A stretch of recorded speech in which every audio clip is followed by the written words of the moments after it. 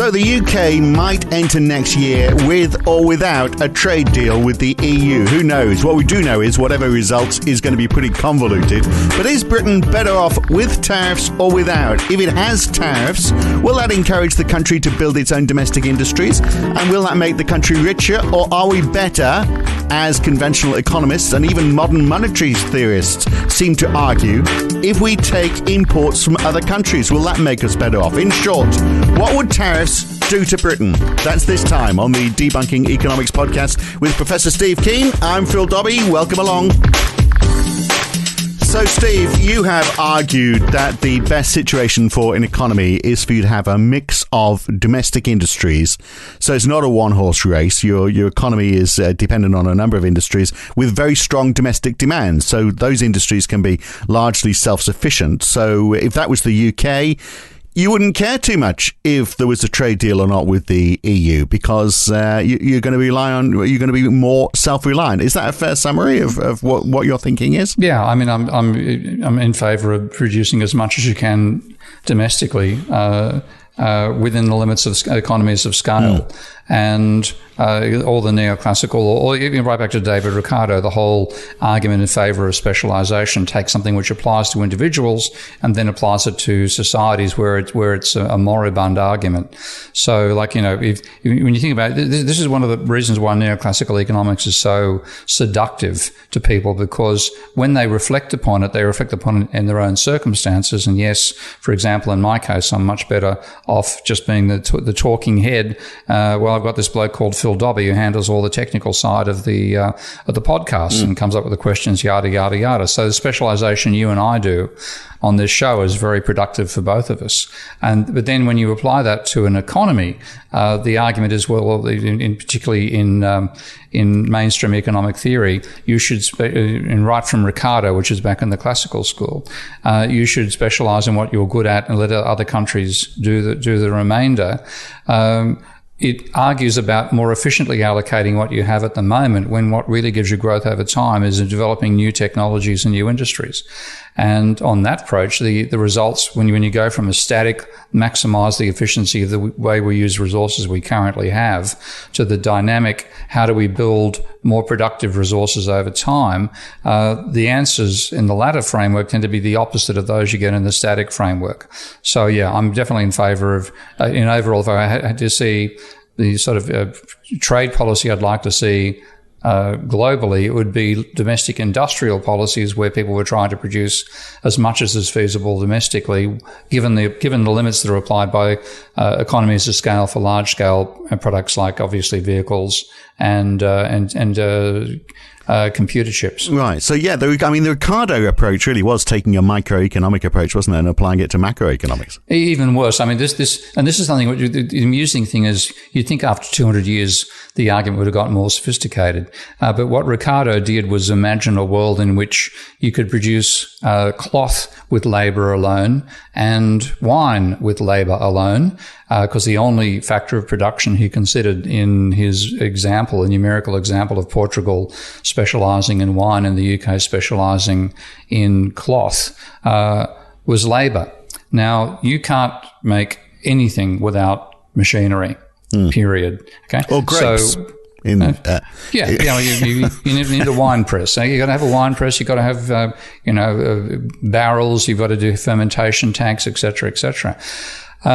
So there's a capital cost as well as a labour cost in producing anything, but all Ricardo used in the example was the labour costs. And then to answer the question about machinery, he basically said, it's very mobile within a country, but not mobile between countries, which is exactly the direct opposite of reality. It's very easy to ship a wine press from one country to another.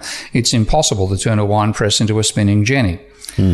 So what you had was a mischaracterization of monetary capital. When Ricardo was a master of that, he was actually both a successful con man, actually, who my little cartoon points that out, con man and stockbroker, but he knew nothing about manufacturing. And yet these ideas were applied to industries where things are manufactured and you need physical capital to produce any of those goods. So you simply can't, if you try to specialize and get more efficient, you actually destroy part of your capital base, because if you're in the country that's shutting down its wine and producing just cloth, which in this crazy case is England. Let's use Portugal, which can produce both wine and cloth. So Portugal has to shut down its cloth manufacturing. But what that means is the capital that's currently devoted to that becomes obsolete. Yeah. It isn't a case it gets reallocated somewhere else. So this whole capital argument, by the way, you said a con man and a stockbroker. I'm sure that's a bit tautological, but it is rather, yeah. So the capital element of this, the fact that you need some sort of infrastructure. That gets back to your early point that the economies of scale obviously are key to all of this. You can't do everything in your country, because there will be economies of scale for some of these things, and that's where you will need to buy in. But if I look at the richest countries for GDP per capita, Luxembourg, Singapore, Ireland, Brunei, Norway, UAE, Kuwait, and Switzerland, take out the oil-rich nations, the rest are doing well, because they've got a positive net trade position. Places like Ireland, for example, imports 90 billion euros and exports 140 billion.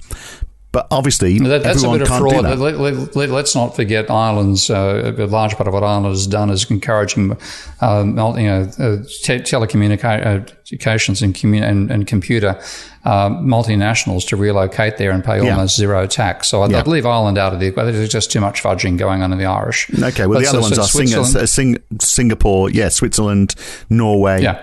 And again, I think they've all got positive balances of trade. My point is that the richest countries are the ones that are doing a positive net trade position. But it's often because they've industrialised to have that positive net trade position. I mean, Norway's also got oil imports, so that oil exports, so that clouds it a bit. But Switzerland and Singapore, Singapore has got the entrepot focus. The really interesting one, as you say, is Switzerland, because that has an enormous industrial base. It's also got the finances, what the gnomes of Zurich issue there as well. But the countries that have been successful are the ones that have focused on building up a diversified industrial structure. On that front, I'd rather talk about places like Germany and Japan. And they, again, are running trade surpluses. In Japan more than Germany these days. But they've got there by dramatic industrialization and by having as diversified an industrial structure as they can manage, which is the exact opposite of the advice we get out of neoclassicals for free trade. So the most self-sufficient countries, you'd imagine, would be the ones that are going to have low levels of imports. So, as you might imagine, the USA does fairly well on that. So imports per capita is $7.4 thousand for the United States. For Germany, it's 14.5. So they're a lot less self-sufficient. Australia, interestingly, 8.8 thousand imports per capita. France, 9.8. Ireland, because it's only a small country, I guess, 20.3 thousand, and the UK 9.8, the same as France. So Germany actually is importing a great deal more than any of those other countries that I mentioned, even though they are an industrial nation. So they're shipping it out and shipping it in. So they're doing quite well from that, from having. And also, Japan does the same thing, because Japan has very few resources of its own. It imports the resources, industrial processes, and exports processed goods back. So these are countries that are doing relatively well. Okay, Japan's going nowhere at the moment, but Germany's doing well, even though it is embarking on international trade and less self-sufficiency. But then, again, if you look at the countries, I mean, have you? I should have done this before we started recording. But if you checked out the Atlas of Economic Complexity on that front for those same countries, because the determining factor that that Harvard study, and there are two universities in America that run atlases of economic complexity. The countries that do best on the trade are also the ones with the most complex industrial structures, and this is where developing new industries can come from. It's often that you have a crossover between two industries which currently aren't seen as related to each other, which give you a new product that expands your industrial base. And that's when you look at what actually genuinely empirically causes countries to have a developing economy, to have increasing complexity, increasing range of products, increasing welfare, of the population. It's those ones which have a diversified industrial structure.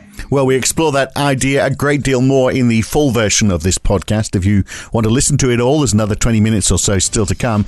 Then you need to become a supporter of Steve Keen on Patreon. Go to patreon.com/Prof Steve Keen, or you can also listen if you subscribe at debunkingeconomics.com. Next time, we're going to look at overstimulating an economy. Are we doing that right now? There's money being pumped into economies the world over to try and cope with COVID-19. If those economies bounce back, could we find inflation bounces back just as quickly? Or is that not going to happen until the jobs kick back in? And that could take some time. Otherwise, is there a fear that actually governments will look at the danger of inflation, even if it doesn't materialize, and use that as an excuse to pull back on stimulus and slow a recovery? All of that next week on the Debunking Economics podcast with Professor Steve Keen. I'm Phil Dobbie. See you then.